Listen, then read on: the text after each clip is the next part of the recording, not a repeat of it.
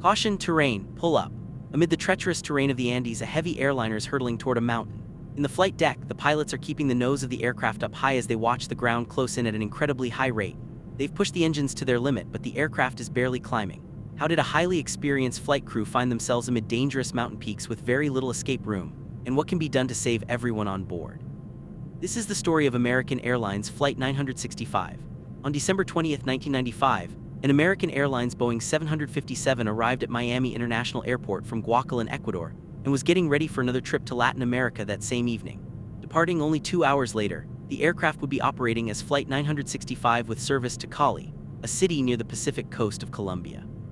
In command of Flight 965 was Captain Nicholas Tafuri, a 57-year-old Air Force veteran with some 13,000 hours of total flight time. He had been with American Airlines for 26 years, starting as a flight engineer on the Boeing 727 fleet. He held type ratings for Boeing 727, 757, and 767 aircraft. Captain Tafuri's first officer was 39-year-old Donald Don Williams with 5,800 hours of total flight time. Much like Captain Tafuri, he began his flying career as an Air Force pilot before joining American Airlines as a Boeing 727 flight engineer.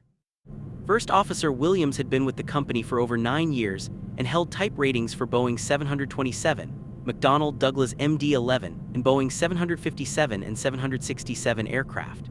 Each of the two pilots had close to 2,300 hours of flight time on Boeing 757 and 767 aircraft. On the leg to Cali, First Officer Williams was to be the pilot flying responsible for operating the aircraft and its systems. As pilot monitoring, Captain Tafuri was in charge of all radio communications as well as monitoring the overall parameters and progress of the flight. By the early evening of December 20th, the crew and the aircraft were ready to depart on schedule. However, the day had been riddled with weather delays across the country, and multiple passengers from connecting flights were arriving in Miami late, holding up Flight 965. After a 34-minute delay, the 757 was pushed back from the gate at 5:14 p.m. already running behind. The flight was further delayed by an evening Christmas week rush with dozens of airliners waiting to depart Miami. Finally, at 6:35 p.m., Flight 965 took off from Miami and began the climb to flight level 370 for the journey to Colombia. Estimated to take 3 hours and 12 minutes, the flight, consisting mostly of Colombian immigrants going home for the holidays to see their families, would head south over the Caribbean Sea, overflying Cuba and Jamaica before reaching the Atlantic coast of Colombia over Cartagena, arriving in Cali close to midnight local time. Besides causing an inconvenience to the already tired passengers, the nearly 2-hour delay was threatening the on-time operation on the next day. Crew rest regulations require both pilots and flight attendants to obtain certain hours of uninterrupted rest between duty days, and a late arrival meant that the crew of Flight 965 would have to delay their day the next morning. Besides causing even more inconvenience to the passengers, a late departure could easily snowball into more delays throughout the day, further impacting the schedule. This concern remained on Captain Tafuri's mind for the rest of the flight, playing a big role in the fateful decision he had to make on the night of December 20th. The weather en route to Latin America was pleasant with no significant hazards along the way. After an uneventful 3-hour cruise at 37,000 ft, it was time for the crew of Flight 965 to prepare for the arrival. The latest weather reports from Cali indicated a calm evening with some scattered clouds, good visibility, and light winds predominantly from the north. Cali Airport, situated in a long valley between two mountain ridges, has just one runway oriented from north to south. The north-facing runway bearing the designation as Runway 1 is the only one with a precision type instrument landing system approach. It was therefore the standard option for arrivals into Cali, including Flight 965. Coming from the north, the 757 would have to fly south toward the airport along the valley, overfly it, and then turn around to intercept the ILS signal. A little over 100 nautical miles from the airport, after receiving the latest weather report from the ground agents, the crew of Flight 965 requested a descent. Once the autopilot was programmed to a lower altitude and the aircraft began to come down from its present altitude, Captain Tafuri asked First Officer Williams to keep his speed up.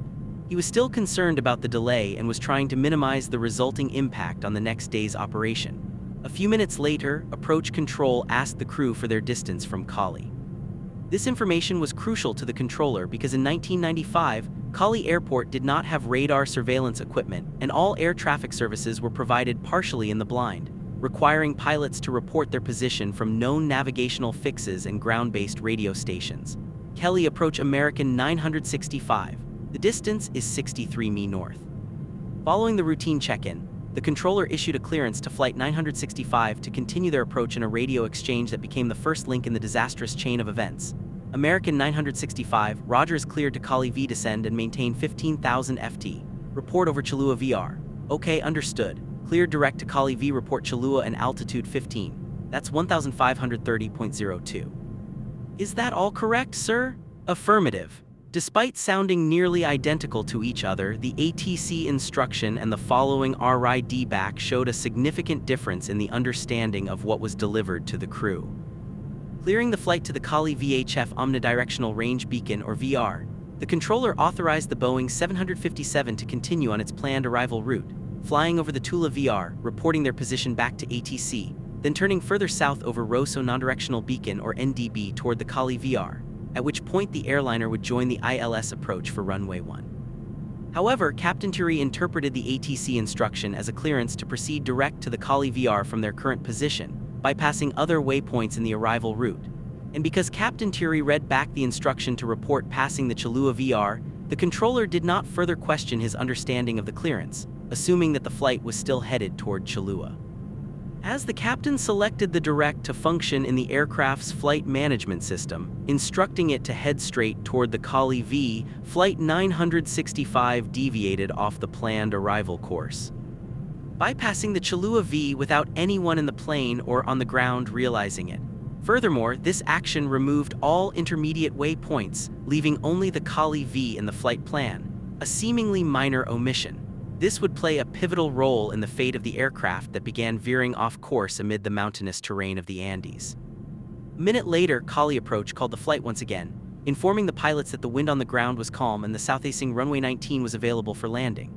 It did not have an ILS, instead only offering a non-precision VRDME approach, which meant that the crew would have to calculate their descent rate to the runway threshold manually. This wouldn't complicate things too much given good visibility and very few clouds in the area. Furthermore, the new arrival route would save the crew some precious time, minimizing the potential delays. After a quick discussion, the crew accepted the offer from ATC, receiving the clearance for the VORDME approach to runway 19 via the Rosa 1 arrival. Ending the transmission, the controller once again instructed the flight to report passing to VR, even though the aircraft was not flying toward it anymore. To avoid increasing the airspeed once the aircraft was positioned into a steeper descent, the pilots extended the aircraft's speed brakes, large panels situated along the wing that can rise to a nearly 90 degrees angle, creating resistance to the oncoming airflow and slowing the aircraft down. As beneficial as they can be, speed brakes negatively affect wing lift and therefore must be used with caution during the flight. The expedited arrival time and the added time pressure also meant that the crew did not have sufficient time to conduct an approach briefing, which would allow them to discuss critical aspects of the arrival including en route waypoints, approach type and potential hazards. Approach briefings are standard in all operations with more than one pilot. Where are we? It had gotten clear to both crew members that they were no longer confident in their own understanding of the aircraft's location. What's worse, by then the aircraft had descended through 10,000 FT, flying below some of the mountain peaks in the area. The situation was getting more dangerous with every passing minute.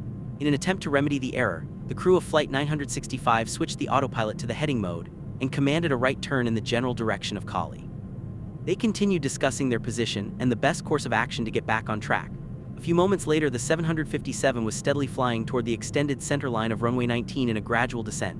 The issue was resolved and Flight 965 would be landing shortly. Caution terrain, pull up.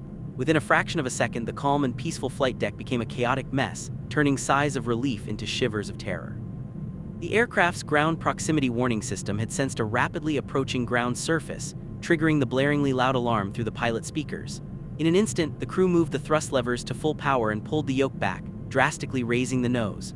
The screeching roar of the engines quickly mixed with a teeth-rattling buzz of the stick shaker, a small vibration device attached to each yoke triggered by a high angle of attack. If the pilots pitched up any further, the 757 would enter a dangerous aerodynamic stall. Although the engines were running at maximum power, the airliner was barely climbing. The speed brakes, which had been extended earlier in the descent and forgotten about by the crew, were seriously affecting the performance of the aircraft. Although an amber speed brakes light illuminated on the center section of the instrument panel, It was not noticed by either pilot amid the frenzy of the terrain avoidance maneuver. On the ground, concerned about the delay in the arrival, Cali ATC reached out to Flight 965 for an update on their distance from the airport, but the response never came. Unable to clear the peak by mere 100 ft, the Boeing 757 hit the steep sloping terrain of the El Duvio mountain east of Cali. After the initial impact, the airliner slid right over the ridge of the mountain, coming to rest on the other side. Despite the destructive forces of the crash, 4 passengers survived the impact and were rescued the next morning. Until this day, it remains the deadliest aircraft accident in Colombia. The sad story of American Airlines Flight 965 highlights the vulnerability of humans to make mistakes and the high price that comes with simple errors. The investigation board emphasized that the flight crew's decision to rush the arrival and the reluctance to discontinue the approach were the primary factors that led to the tragedy. Perhaps the most troubling finding from the report was the fact that had the speed brakes been retracted immediately after the GPWS warning, the aircraft was very likely to have climbed above the mountain ridge. Although the pilots were held responsible for skipping several procedural steps that ultimately led to this fatal disaster, and thus it is easy to lay the blame on the flight crew entirely, we should never forget that nobody is immune to the so-called phenomenon of get there it is.